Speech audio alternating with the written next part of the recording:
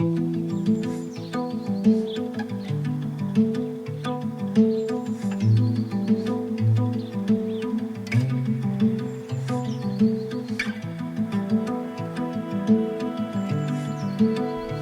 is, without a question, the most disorienting country of our journey through the Americas. But it also offered us an adventure like no other.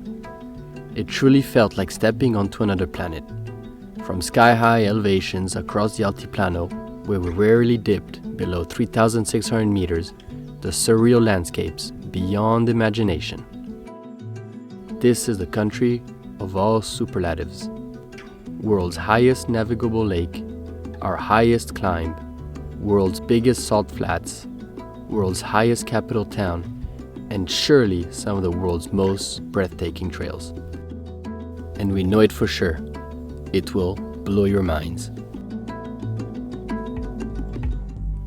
We are Nick and Mathilde, and we've left everything behind to travel the 7 continents with our Land Rover Defender, the Albatross. Europe, North America, South America, Antarctica, Australia, Asia, and Africa. A world tour for real. We want to see it all. Get ready, this is Expedition Bolivia. This is the next Meridian expedition.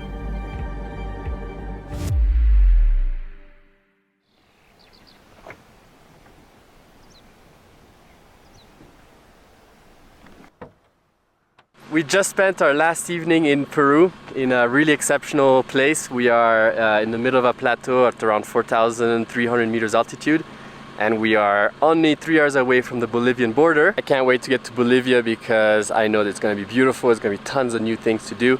It's a new country, and we already have a lot of things lined up in the itinerary. But first thing is the border crossing with Bolivia that also promised to be really fun because it's literally crossing the Lake Titicaca. Let's go for our last day in Peru!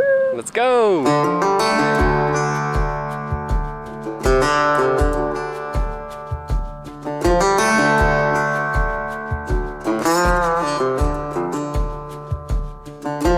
After Peru, we set our sights on Bolivia.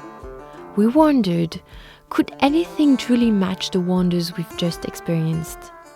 What we didn't realize was that Bolivia would raise the stakes entirely. It's a destination of extremes. Our plan crossed the border along Lake Titicaca, the world's highest navigable lake, then head into the Cordillera Mountains to train for our biggest climb yet, Huayna Potosi, before venturing south to explore the largest salt flats on the planet. If we make it till there, we'll attempt a grueling off-road journey into Chile. Our biggest challenges in Bolivia: adapting to altitude, finding diesel fuel in remote regions, and braving the harsh desert climate. We can see Lake Titicaca, so technically right across the lake is Bolivia. We're so close. Now we need to cross the border. A bit nervous, we might be smuggling something into the country. We're now at the border between Peru and Bolivia. Now doing the paperwork to come out of Peru. Now Bolivia side. Let's hope it's going to be smooth and fast.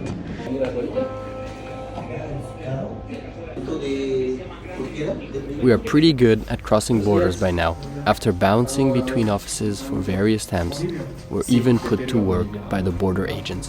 Immigration literally took 2 seconds. I think it's complicated for people from the US, but for us it's really a stamp and we get 90 days. So we're at the border and we have to fill up the vehicle information for the temporary import permit, and I have to fill it out. Listo! Ciao, gracias! We just got into Bolivia. Woohoo! It was actually pretty easy to cross the border. It took us probably an hour, and we're in new country. Is it country 24? Yeah. Super easy border. Anyway, super excited to be starting a new country. One thing though is the Bolivian fuel is one of the worst in the world. So we bought an extra. We bought like 4 Coke bottles, big Coke bottles of 3 liters, and filled them up with Peruvian diesel. We then got a jerry can from a Brazilian travelers who said, here, have it, and it's 20 liters. So we filled everything up in Bolivia and hid them a little bit around the car. And nobody checked the car. So we are hopeful that we'll only do one refill in Bolivia, so that we really minimize the damage. Diesel smuggling typically flows the other way since Bolivian fuel is much cheaper. But Bolivia's diesel quality is some of the worst in the world, with sulfur levels hundreds of times higher than we're used to. We're hoping to delay filling up in Bolivia for as long as we can. Now, as usual, our first stop in the country is in the first town we find. Here it's called Copacabana, not the Brazilian one, Bolivian, but still cute. And we need to find money, which is called Bolivianos here, and a SIM card. We've now made it to a unique spot, a Bolivian territory nestled between Peru and the Lake Titicaca. It's a surprisingly beautiful town perched above the lake with stunning views all around.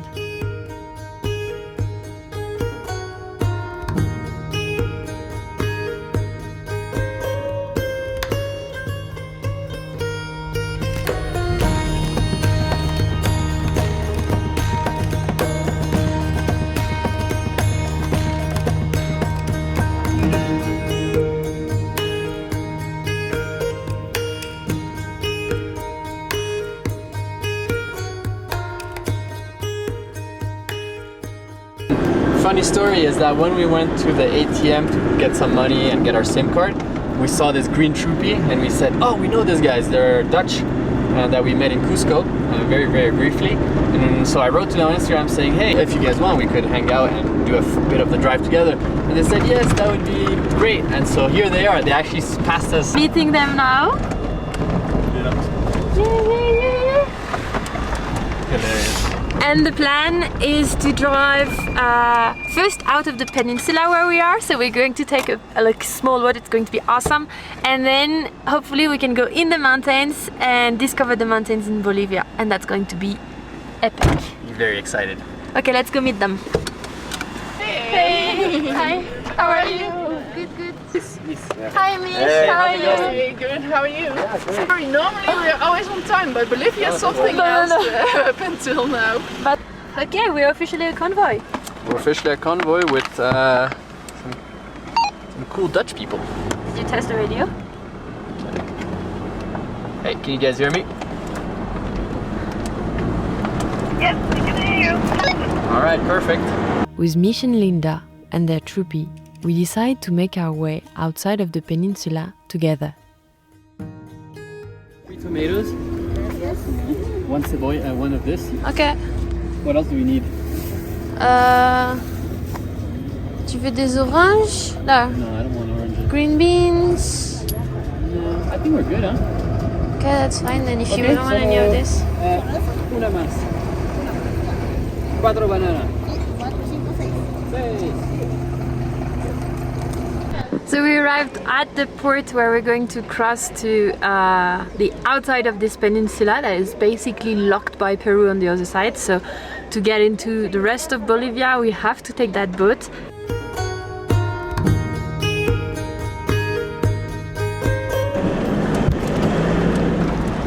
Embarking! Embarking on a barge. Look at this barge. Whoa.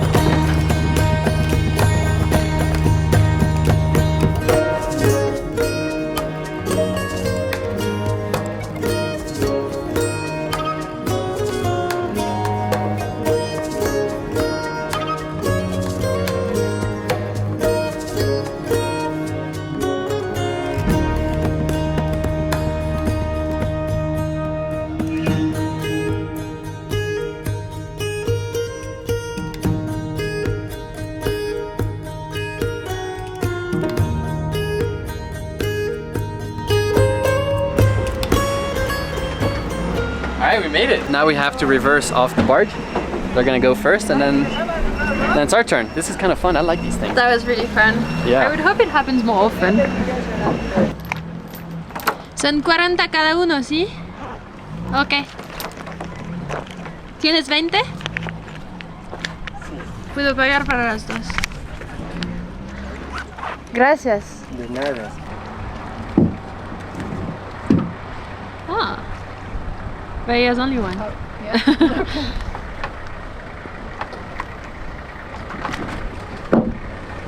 Perfecto, señor. Chao. Chao, gracias.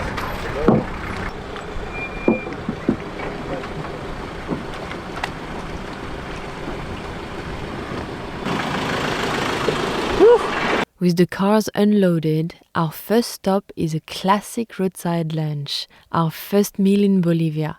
Just 10 Bolivianos or $1.5. We took the turn on the dirt road and now we're going all the way up there into the snow mountains. Deflate the tires! It is time.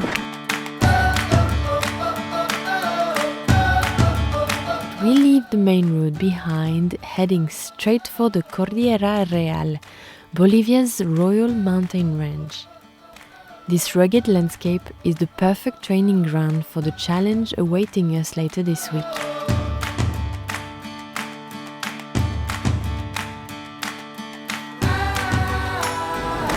Woohoo!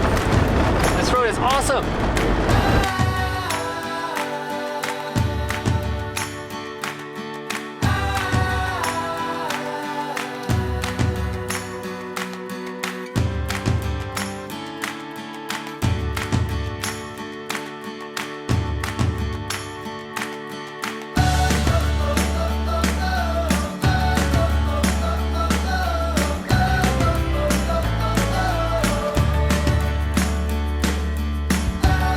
At the end of the valley, the roads fade out. Ahead is a tiny farm. Just 2 or 3 small buildings, no car in sight. The family here asks for a small contribution to allow foreigners to camp and climb the surrounding summits. They carefully record our names in an old, weathered book. And with that, we're free to set up for the night. Test on. Go! Look at that! Oh, he's actually doing it! All right. Go, go, go! Go, Nick! Go!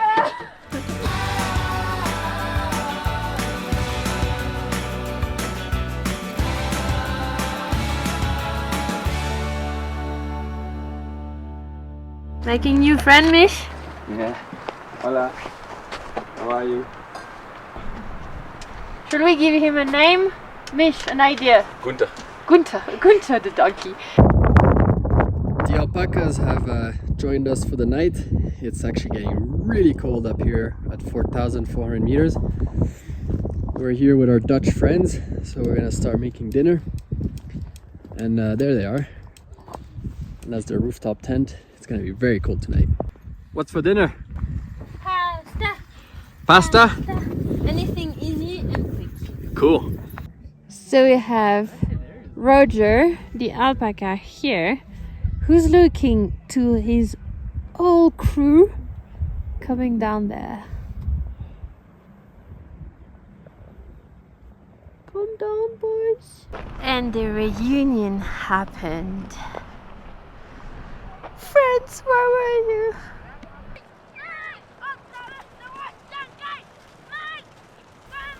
As the herd returns to the farm, we take it as our cue to get ready. A freezing night at 4,700 meters. We all felt it. The spinning heads, the nausea. It took a while to shake off the effects and gather the motivation for our first big climb in Bolivia. Pico, Austria, towering at 5,300 meters and surrounded by some of the most epic landscapes imaginable. Hello, hello. How was the night? We didn't sleep super well because at 4,400 meters, almost 500, technically, like, wow, the pressure is insane. We weren't cold, but didn't sleep super well. Alright, today we're hiking 5 kilometers 850 meter elevation. To Pico Austria. Pico Austria with our two Dutch friends, Mies and Linda. Camp Cruiser crew. Let's see if we can make it because it is very high in altitude. Very cold water or not? Nope. We slowly get acquainted with Bolivia's amazing landscapes and brutal elevations. And after a rather flat section, the steep slopes start and cut our breath. We are slow, real slow.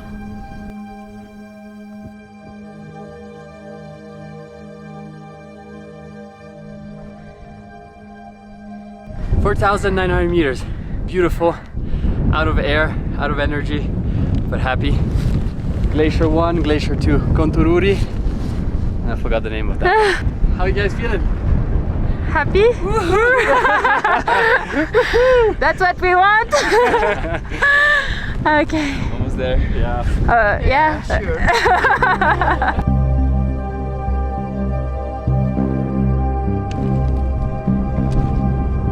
Not obvious on the images, but there's some condos flying above our heads. It's just my lens is not zooming enough to be able to see them, but that's pretty cool and gives something to look at while suffering a bit. But we're getting closer and closer. 5 meters left. 5,337 meters. Good job, guys. Even higher. How high? 5337? 5337. Woo! Good job. Boom. Incredible view.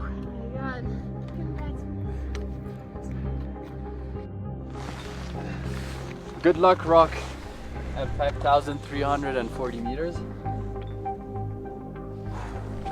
Nice. It's awesome. Bravo. Whew! We made it. Highest we've ever done on this trip, and it's incredible. It feels very nice to be up here, but super tiring, and it doesn't end here. No. Wait, turn a little bit the screen. Where is it? It's over there in the clouds. No, it's over there in the clouds. No, it's over there. Those ones, yeah. So that was just a warm-up. We're going to attempt the climb of whatever is hiding in the clouds. 6,088 meters. And we have to go with, axes and crampons. So we have guides obviously, but we'll see how it goes. We're super excited. Conquering Pico Austria was a massive boost to our confidence, showing us we could handle the altitude and push ourselves around 5,000 meters. This reassurance felt crucial for our next challenge. Now, our adventure continues in the capital, La Paz, the highest administrative capital in the world, perched at 3,600 meters. La Paz looks like a giant arena carved out of the earth. But what's even more fascinating are the power dynamics that define this city. In the heart of the arena lie the more developed neighborhoods, with shops, offices, and government buildings. Surrounding them, high up on the rim, is El Alto, a municipality that controls access route into La Paz, home to a predominantly indigenous population, which still makes up around 60% of Bolivia's demographic. El Alto holds a unique authority capable of blockading the entire capital. But it's also home to the largest open-air market in South America, stretching over 5 square kilometers where you can find everything imaginable. Completely unaware of what we were getting into, we drove straight into the heart of this endless market and spent hours navigating our way out of this maze. Mais c'est impossible qu'il n'y ait pas d'autre route. Hein? Il y a forcément une autre route, mais on ne sait pas laquelle. Good morning. It is 7:50 and we're Monday. We are sitting in a taxi direction an agency because we are going to hike the highest mountain we've ever done so far, 6,088 meters. It's going to be a challenge for sure. We temporarily park Albatross in the city. It will wait here until we continue our epic drive across Bolivia. first stop of the day. We got some elevation sickness medicine and some snacks for the rest of the road. Nick is grabbing a few chocolate and cookies. I need money. Ah, what do you need? 28. 28?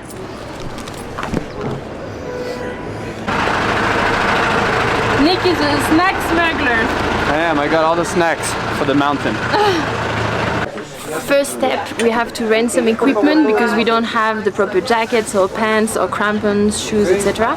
So we're going to try out everything and then we're going to pack. Sierra, ¿no? Sí, Sierra aquí, Sierra. ¿Para ti?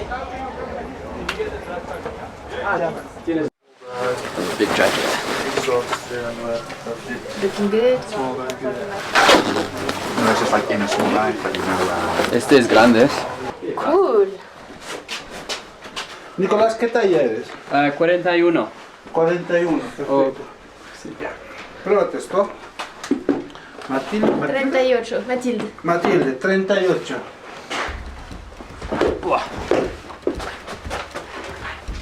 No me gusta. Tienes que pagar para sacar mi video a mí. Sí, sí, Eso es entiendo. importante. Está bien, perfecto, Nicolás. See? I had a thumb space, which is fine, because anyways we're gonna have bigger socks on. Gracias. ¿Qué es? Yes, yes.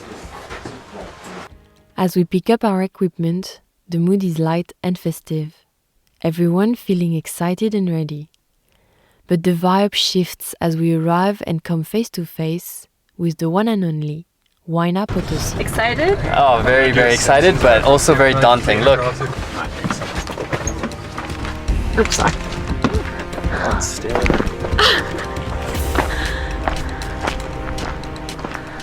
So are we excited or scared? Extremely scared. Excited and scared. Excited. I even wonder which side of that mountain you go up from. A ver, we can ask Patricio. Yeah. ¿Sabes de cuál lado vamos arriba? Arriba vamos a subir un poquito por la derecha, un poquito por atrás. Un lado que no vemos ahora. sí. Ah, ok, ok. Sí. ¿Y que hay más nieve? Sí. Ah, más ok, nieve, ok. sí. Cerca de la nube. Ajá. Por ahí. Ah, cerca de nubes. Ok.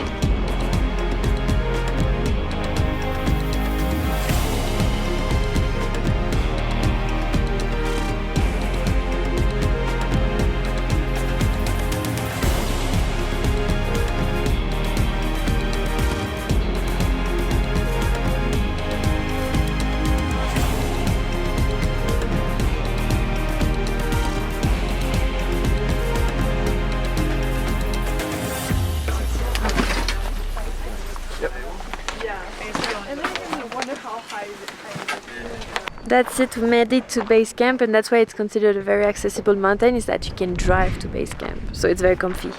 And we're staying at Happy Day. Oh, chic! Oh, it's super nice. So, quick visit of the camp. Here we have all the technical equipment. In the back over there is the kitchen, we can't really go. And then here we have a nice little dining room with tons of tea and coffee, stickers, including us, and then a nice bedroom. Just got a big sleeping bag, -5. That looks warm. Because we didn't have any. And then we got pants, we got gloves, got this cute alpaca looking jacket, big jacket, and I think that's it. And a big backpack, because ours is only 28 liters, and this one is a much bigger one, I'm guessing 50. And we need to put crampons and pickaxe in it. Exactly. As we settle into base camp, it's not time to relax. Neither Mathilde nor I have ever worn crampons or used ice axes before. We need to learn how to gear up and use the gear on ice before we tackle the big climb ahead. Yay, Mark! Alright. You guys look cool. Okay, let's do this. First day, we have a little ice training with all the equipment. So that's why everyone is walking weirdly. So that we can try the pickaxe, try the crampons, try if we can carry everything correctly. practice happens. There we can see the glacier from here.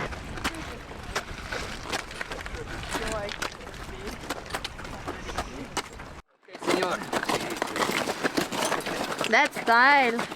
Oh yeah. It's like I'm almost laying down on the couch. Yeah. So something really funny. Charlie is actually attached to me and he has to go to the bathroom. So he's stuck to me and he can't go further than 5 meters away. You right, Charlie?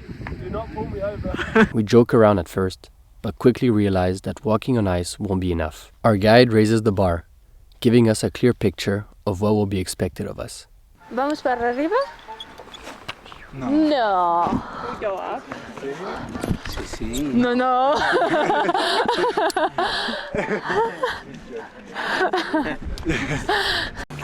No, it's not too hard. No, it's easy. It's a small one. I would say if I was mixing a with group.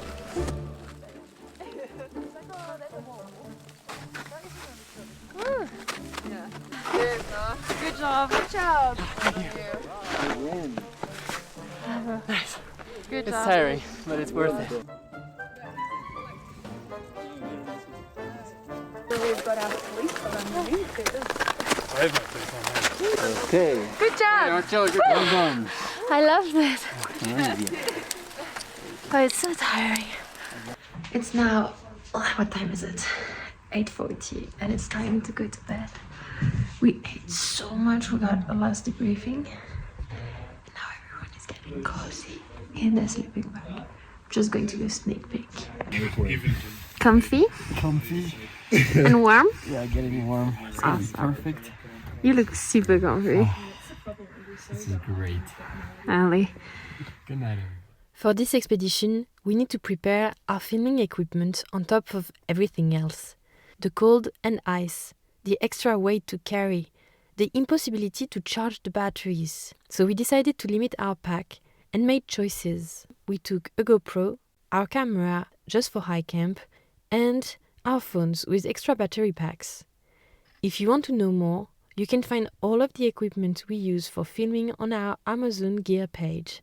I put the link in description for you. So today we hike up to 5,200 meters. We sleep there, wake up at midnight, and then do Potosi for from 1 a.m. till about 7 a.m. It's gonna be epic. Let's do this. You ready? Yeah, I'm so ready. The training is behind us, and now it's time to climb the high camp. We can see it nestled in the cliffs. Okay, now we are going to slowly continue one line, okay? Okay, let's go.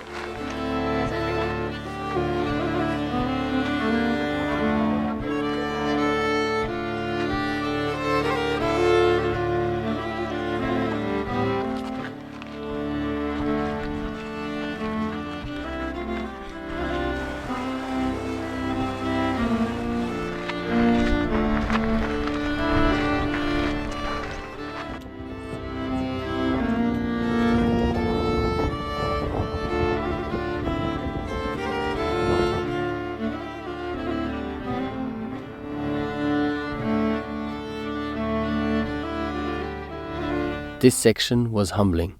Heavy bags, a hailstorm halfway up. All we could do was to keep climbing.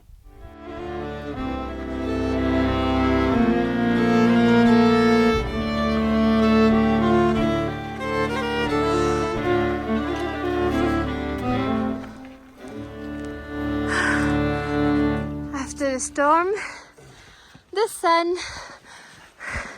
I'm tired. Indeed. Ciao, Patricio. Almost there for the high camp. Almost there for the high camp, thanks to Patricio. And a nice view.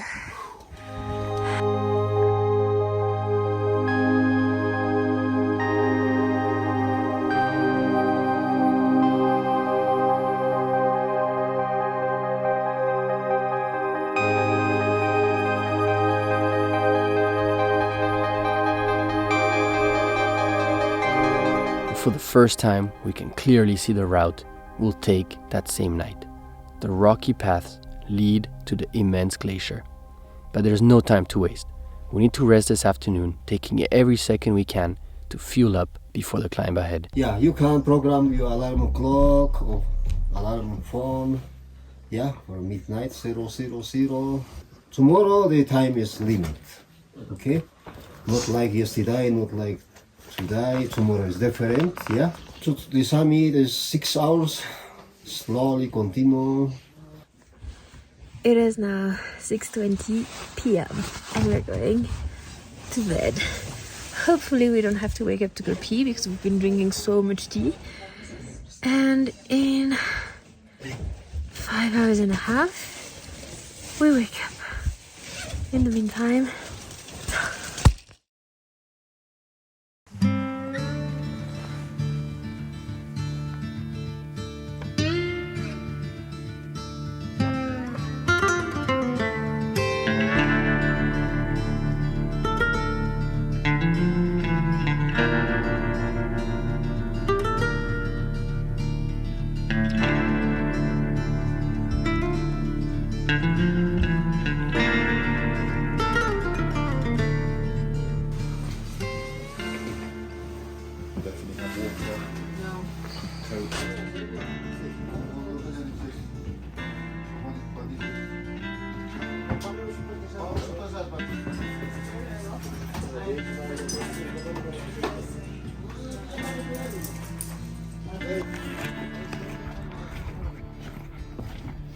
Alright, let's go.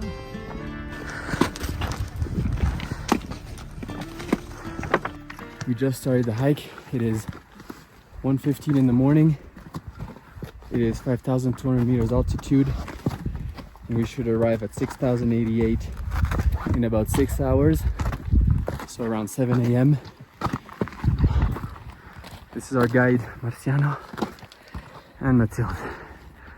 the sky is all clear. We hope we can make it. 2 people were sick this morning, but they're gonna go for it anyways, which is great.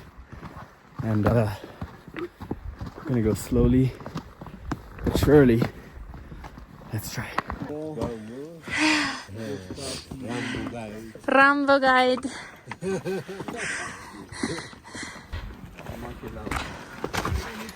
Okay, we're done with the first phase on the rocks. And now we put the crampons and we go on ice. First step, easy. Let's go. Let's do this.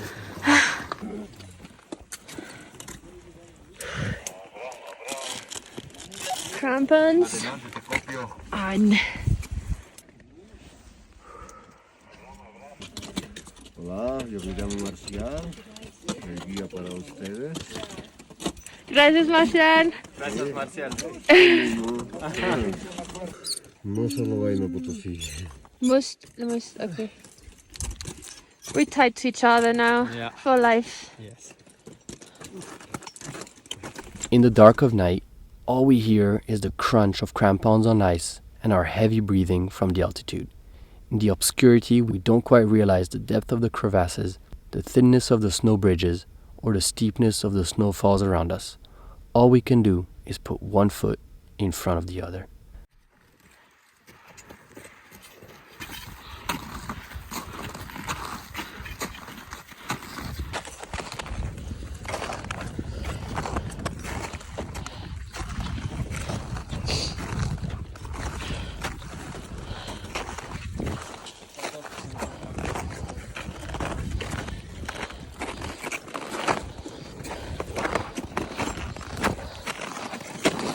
We're at 5,007, huh?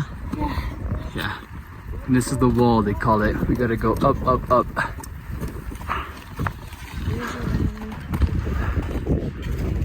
It's getting really tough. And a lot of people have let go already. But we're still here. As sunrise creeps over the horizon at around 5,900 meters, the cold and fatigue hit us. We realize that most of our group has already turned back. But now we see it, the summit. Summit is just there. We made it to the very top, finally 6,088 meters. So good. It was incredibly hard. It was so hard. Any last words? No. And this is Marcelo. Marcial. Felicitaciones. Gracias. Y gracias a Marcel Son muy fuertes. venimos hasta aquí. Gracias. An incredible guide. Made it to the top. I think this is the last time I am ever doing this. Even though it was incredible, it's too hard. Ah, look at this view. Incredible. I mean, everything else just looks tiny. We made it! This was the hardest physical challenge we've ever set ourselves. 6,088 meters, our new height to beat. We sprint down 1,300 meters all the way back to base camp and collapse into a 16-hour sleep. That's it, we spent the last 24 hours resting from Huayna Potosi, our climb up last week. And now we're saying goodbye to crazy La Paz. This city is absolutely insane, built on the mountains. It's really, really crazy. Now we're going to go to remote places in Bolivia. It's going to be beautiful. We're really looking forward to it. Let's go to the wilderness. It's time to continue our route through the Altiplano, the second largest and highest plateau in the world after Tibet. We drive alongside the Chilean border, passing high volcanoes, giant of sands watching over the land.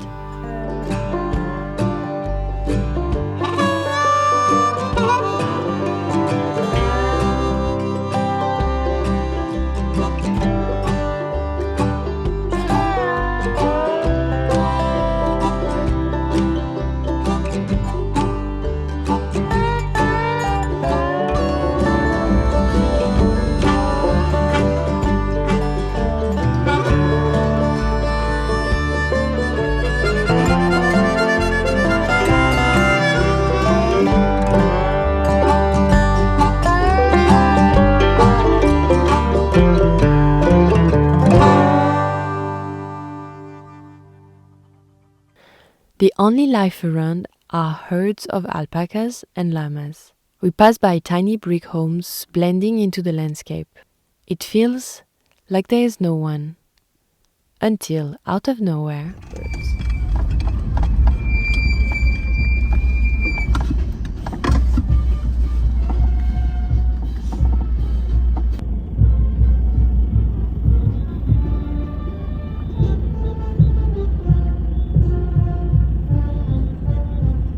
And now we are embarking on a 2 days off-road, gravel road trip to the Salar de Uyuni, which is probably the most famous site in Bolivia. it's around this time that we run out of our Peruvian diesel, and we have to refuel in Bolivia for the first time. It is complicated to get fuel in Bolivia because in Bolivia, diesel and gasoline are subsidized, so that it costs almost nothing to the Bolivians. It's 3 soles something per liter. This price is only for Bolivians, so foreigners like us need to pay a non-subsidized price, which is around 9 to 10 soles per liter. And the issue is that gas station, if they want to charge this foreigner price, they need to do a lot of paperwork, and they don't want to do that. So basically, when we show up in a gas station like this one, they don't want to serve us. They say, no, our system cannot take you, or no, we don't have diesel, or something like this. So now Nick is trying to see if they're going to accept to give us some diesel. We don't mind paying the foreigner price, it's very difficult to find someone who accepts to do the paperwork. We eventually managed to convince the petrol station attendants to sell us diesel. We settle on a price somewhere between the foreigner rate and the Bolivian rate.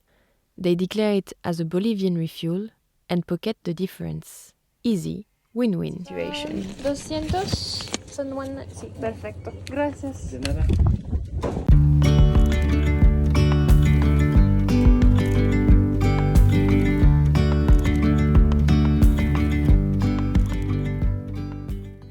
With that, we should have enough to get us to the Salar de Uyuni, the largest salt flats in the world. As we head south, we do what we usually do, avoid the main roads and seek out side tracks going in the same direction. Let's just say this drive may not have been the most rewarding part of our world tour journey. How to describe it? It was flat, dusty, and bumpy, with llama fences to open every 400 meters.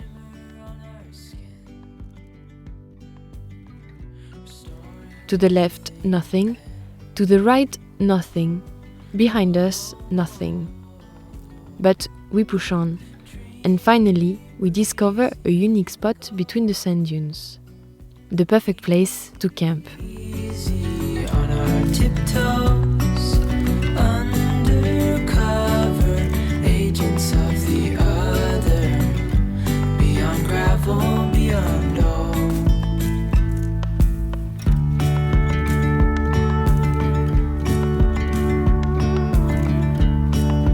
Hand in hand, building castles out of sand, reaching for the grand.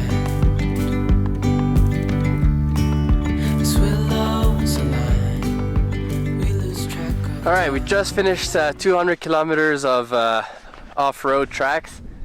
We just came from this one here through some desert tracks, and we are parked right here. This is our little spot for tonight. We've got Starlink connected, which we recently got. Got our exterior table all set up, ready to cook. Tonight it's spaghetti with tuna, tomatoes, and capers. Bon appétit! Pasta! Nice!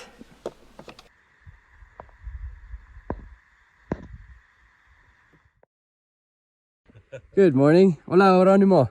¿Cómo estás? ¿Todo bien? Hola. Hola. This morning Geronimo came to say hello to us. He parked his car all the way down there and walked to us with his two little cute dogs. Tienes que ser perfectamente alineado. Claro. De acuerdo a lo que vamos. ¿Quieres que yo hago la video, Geronimo? Lo hago para ti. No. We are putting Bolivia on the car. And who better than Geronimo to stick Bolivia on there?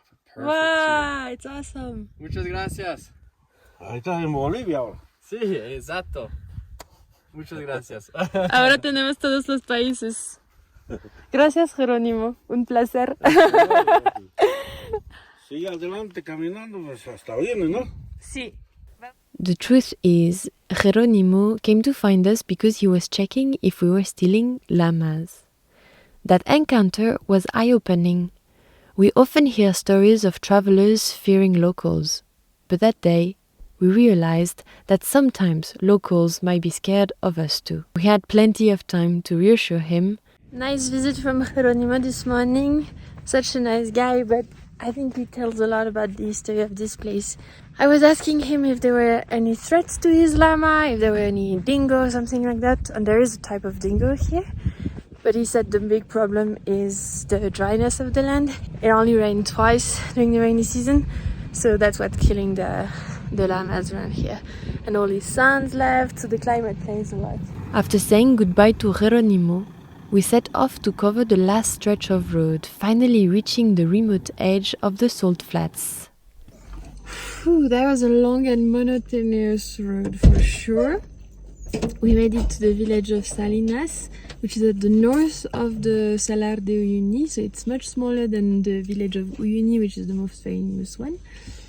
And there is a government-owned petrol station here, and they seem to be okay with refilling our tank, which is the first gas station where we don't have to discuss, don't have to negotiate, they just do it. That's cool. That's the famous government-owned gasolina. This is the police station. This is the toll booth you have to pay when you enter the city. This here is the health center. There is the school over there. This is the main square. We just had our first glimpse on the Salar de Uyuni and reacted the same way. Yeah. Wow! Wow!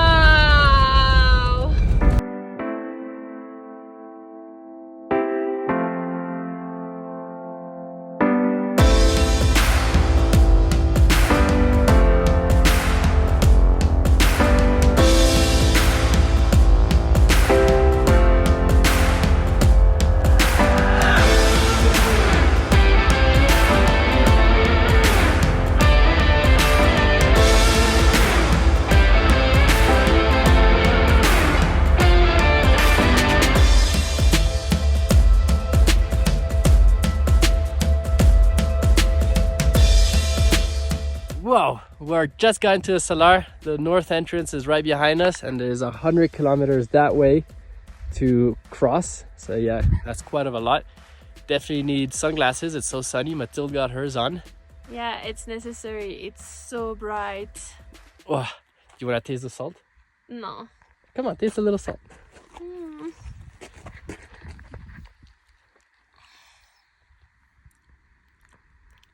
Super salty, no? Yeah.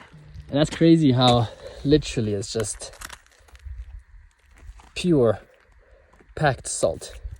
How excited are you on crossing the whole Salar? So happy. I'm super excited, except that, you know, we're gonna try and skip as many puddles as possible because salt is just gonna flick all over the car, and then cleaning salt will be horrible. But as soon as we come out of the Salar on the other side, we'll give it a good wash, maybe double wash, because salt on anything will just over time destroy it. And we need to go all around the world, huh? Okay, so the salt flats is actually there, all of this circle here. So technically there's a few paths, but otherwise it's all up to us. All right, let's go.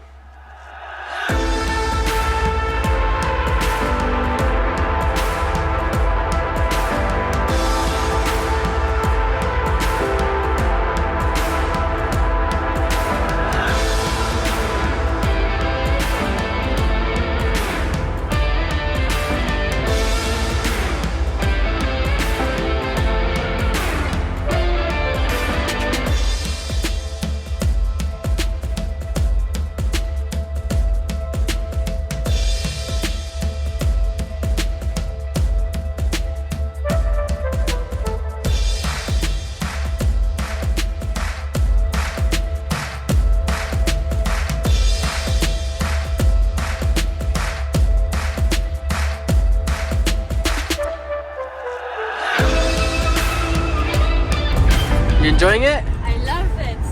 I don't like traffic, so for me it's perfect. Yeah. Full speed on the Salar. How fast are you going? Now I'm 100. Technically, I could go faster.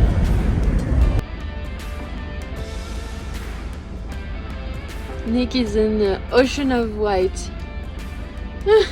Our mirror is completely saturated.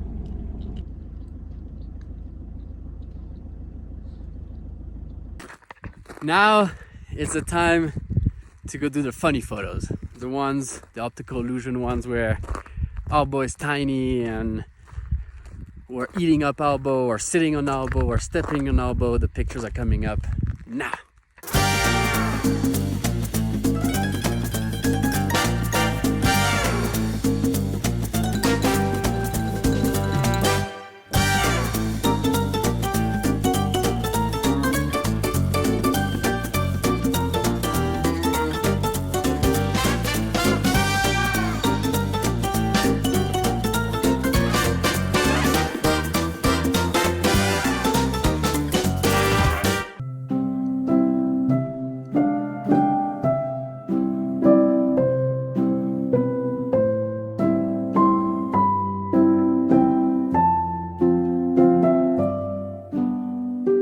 Campsite set for tonight. We are in the Salar, so next to this island here, so that tonight for the sunset we can just quickly have a quick walk up. Tonight is curry for dinner. Mathilde's cooking tonight. Nice. And I'm doing the dishes obviously, but it's our first night. It's not too cold. The Salar is at 3,700 meters altitude. Driving on the salt was something I was a bit worried about, but honestly we checked out the flicking of the salt in the wheel arches and it's not that bad. Actually, let me show you real quick what I mean. You can see just a tiny white layer of salt, but when we look into here, there isn't actually much salt. We're actually pretty good. It means we can keep driving around and the cleaning will be very easy and the car won't get damaged. Yes! Uyuni beer. In the Uyuni Salar. Amazing. We're just soaking in the incredible setting of the salt flats as we prepare dinner when, out of nowhere, something completely random and surprising happens. Romantic dinner in front of the sunset at the Salar with Nick. And then those guys, those Swiss travelers we met in Peru like a month and a half ago, just showed up. Middle of nowhere, just for you to realize the Salar are like 10,000 square kilometers. And we had no idea they were there, and they had no idea we were here, and they showed up with another car, and they were like, "Yay guys, what are you doing here?" So then we moved around, and tomorrow we'll continue together, but it's so fun! The magic of the Salar of Uyuni.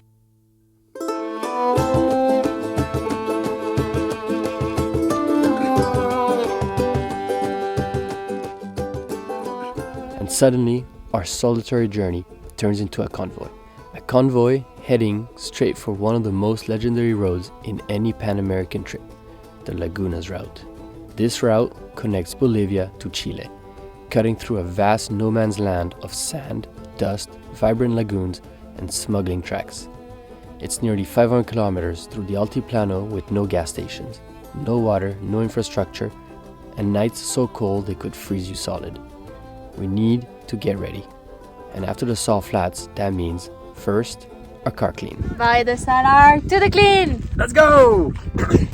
He's gonna be on you. On you! I hope the salt really goes off. Happy? Yeah, finally. We had planned to introduce you to our team, but right at that moment, our microphone cable decided to break. Here's the culprit. We deflated tires, agree on the route, and hit the road with our convoy friends. Our convoy consists of the green Troopy, also known as the Camp Cruiser from the Netherlands, the black Ducato nicknamed Black Mamba, not a four-wheel drive, but it will definitely surprise you on this track. And last but not least, Rosie, the white Troopy from Switzerland. Will we make it to Chile without any major incident? What surprise will the Altiplano throw at us? And will the Ducato hold up on these rough 4x4 tracks? Hopefully, we'll make it into Chile in one piece.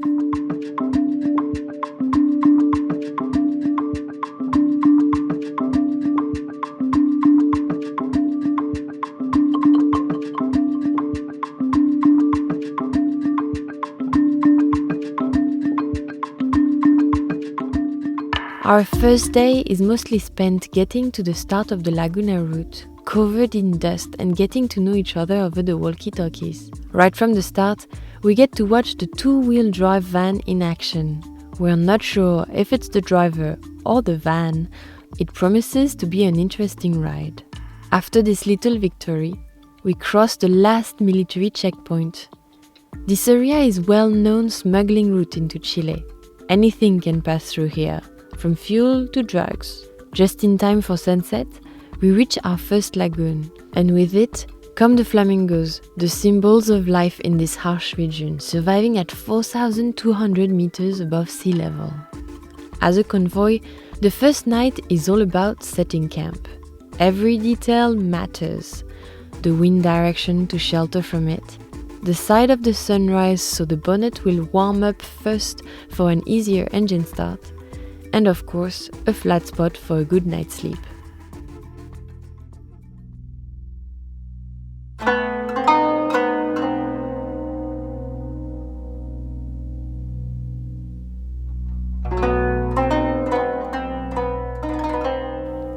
Now that we've bonded, it's time to make some real progress. We've got 500 kilometers of rough tracks ahead and only limited water and diesel.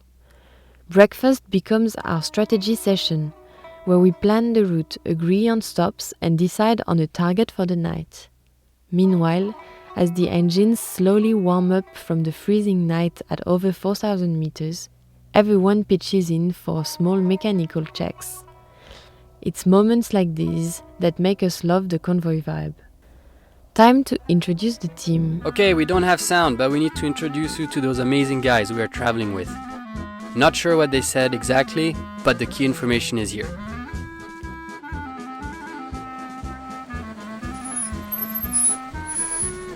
Hello!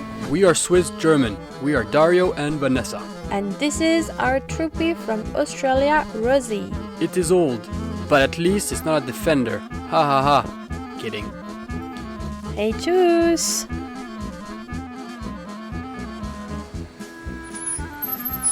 Hello! I'm Nadine from Switzerland too. Hey, I'm John and I'm from Spain. And our car is the famous Black Mamba. This is a Ducato. We will show you all those Troopy and Defender what a real adventure car can do. Well, let's go! Bye! Hey, we are from the Netherlands. I'm Miss and this is Linda. And this is our Troopy, the Camp Cruiser. We are looking forward discovering this legendary route with the group, but we hope it won't be too windy or cold because we have no heater and a rooftop tent. See you! We are immediately thrown into the best of the Altiplano. On the side of the road, gorgeous vicuñas. In the blue lagunas, flamingos dancing in group. And just a lot of wide open areas to explore.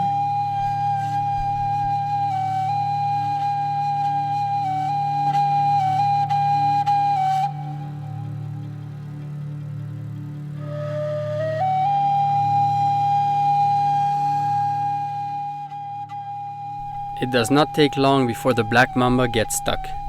Well, I guess we have to go rescue it. Let's get into action. This is fun and an easy rescue. Plus, with a good group of friends, it's funner. Come on, Black Mamba!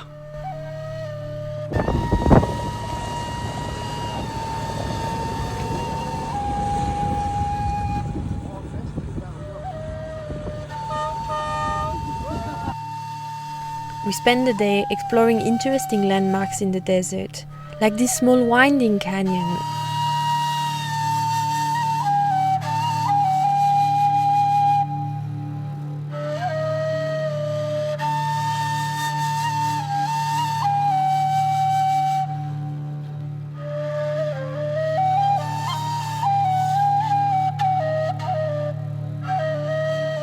We are not here for nothing.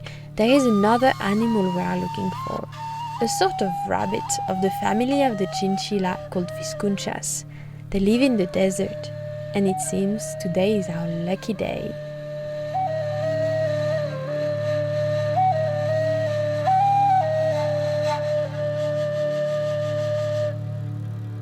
Rescue missions, lagoon hopping, canyon drives, and viscuchas. It takes us the whole day to cover just 80 kilometers, but it's all worth it as we reach the famous Laguna Colorada. I think we were trying to explain how amazing it was, but who knows?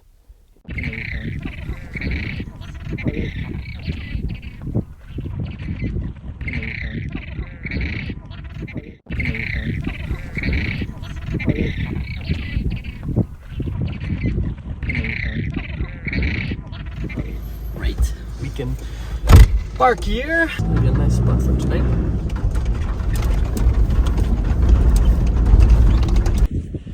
Day 2 campsite. We are with the flamingos and the Laguna all for ourselves. The Dutch, us, the Swiss van, and the other Swiss 4x4. Surrounded by flamingos, we set up and cook a massive pasta dish to fuel us against the freezing gusts of wind. La pasta El vino. è pronta. Plates for the trio flavor. As the weather turns bitterly cold, we make decisions to ensure everyone in our convoy can sleep comfortably. What a situation. Right now we have the bottom bed out and we're pulling out our bed because the Dutch don't have a diesel heater, and tonight It's terrible. very windy, very cold. So we are taking Mish and Linda is going into the other car. So we're separating the couple and we're giving them a hot bed for tonight. So this is what's happening. Mathilde and I are gonna sleep up here. And Mish you is stand sleep there. down here.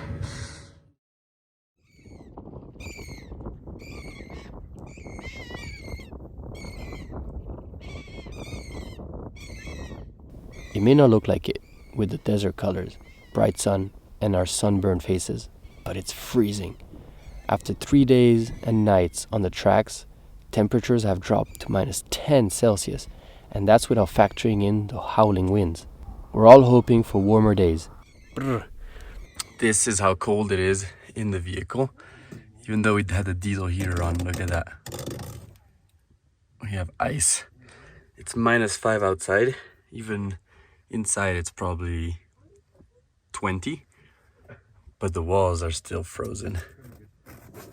Oh man, incredible.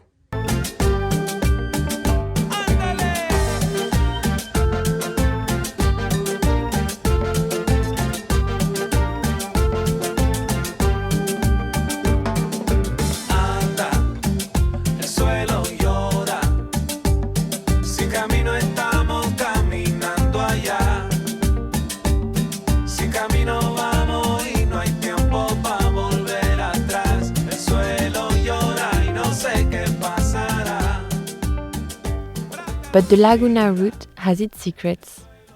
As we reach the highest drivable point of our journey, at 5,000 meters elevation, we're greeted by an incredible sight. Geysers, fume rolls and boiling mud ponds. We're at 4,900 meters, the highest albatross I've ever driven. And geysers all the way up here. Incredible. And where there's geothermal activity, there are hot springs. After battling the freezing winds, we reward ourselves with the ultimate warming experience, a hot spring right in the middle of the Altiplano. A true dream come true.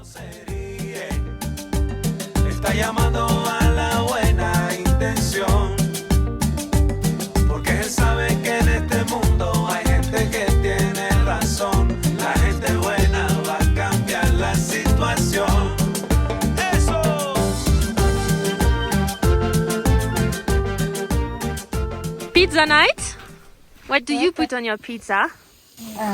Tomatoes, olive, cabra. It's kind of a Greek pizza. Yeah, a little bit, yeah. Very cool. Nick is warming up onions and tomatoes. Yeah. Miss, what's your pizza plan for tonight? It's like the spicy tuna with onion. And Whoa. the American, so the salami and mozzarella and fat things. At some point in his life, we were calling Mish Chef Mish, so we're looking forward to seeing that. What is your pizza like, guys?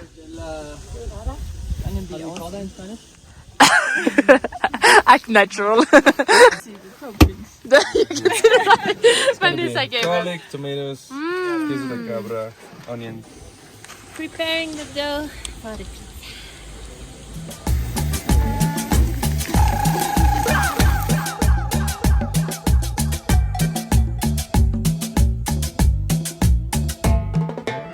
Good job, Chef Mish. We're still cooking the dough.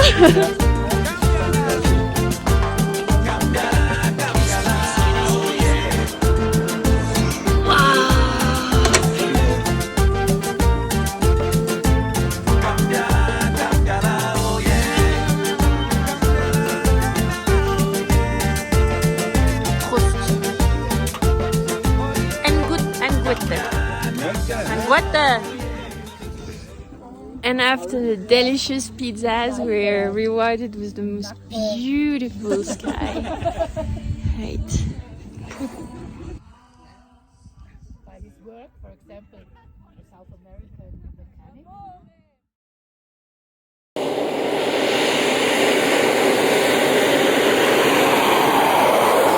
In our final days, we abandon the main tracks and get lost in the mountain range, an absolute epic drive. The ground may not look like it, but it's very sandy, making the uphill sections a real challenge. The Ducato two-wheel drives really gets put to the test, but check out the beast reversing up the hill. Believe it or not, Black Mamba made it all the way through. This is the playground we're on. We're all trying to cross all the hills, but they're a bit steep. And so we're all waiting for the Black Mamba, the black van over there, to make it up. Once he's up, we can all go up.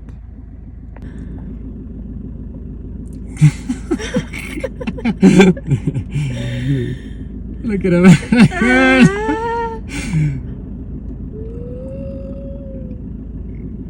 man. He's coming. He's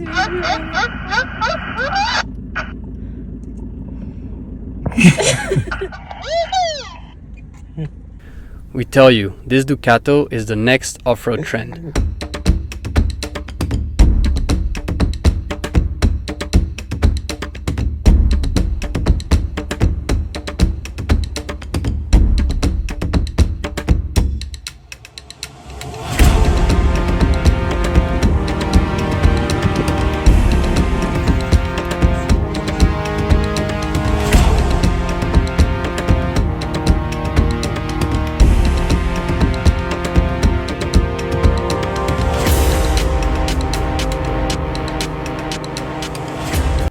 Along the way, we stumble upon an abandoned sulfur mine, eerie and mysterious. It's hard to imagine the harsh conditions the miners must have faced here. Looks crazy to me, but cool, really cool. I don't know why, but while driving through it really has like a whole vibe. Like, you know, we're going through some war zone area.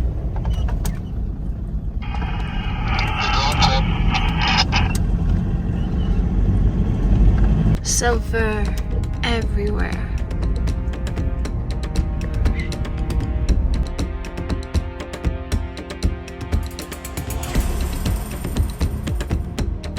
We finally make our way through the mountains, reaching the last lagoon of the journey, an intense, otherworldly green. And just ahead, the border crossing to Chile. Wow, this Laguna is by far my favorite. We're literally in front of the Chilean border, but the colors are insane, and I think we're not the only one to be cold. All the flamingos are like squished together. Oh my gosh! I have no idea where we're gonna fit for lunch because this wind is insane.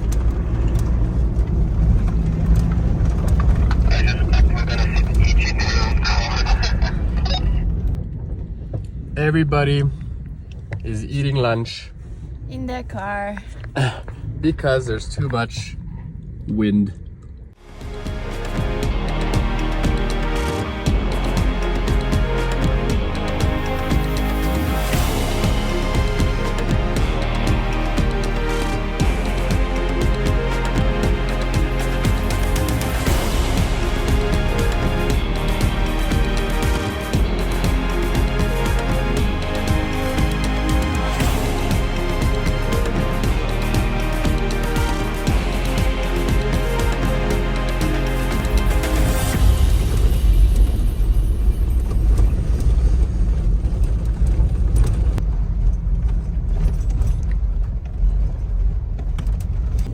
All the important documents I need here are passports, temporary import permit for albatross, and now we're at the border at the aduana. Let's go. Chile, here we come.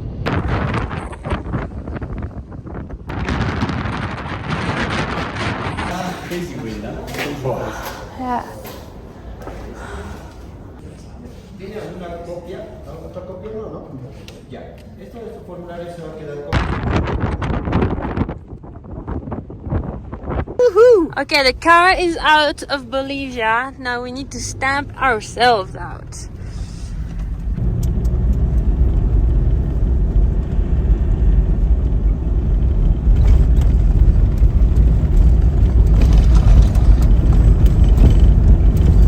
República de Chile! Chile! Made it to Chile!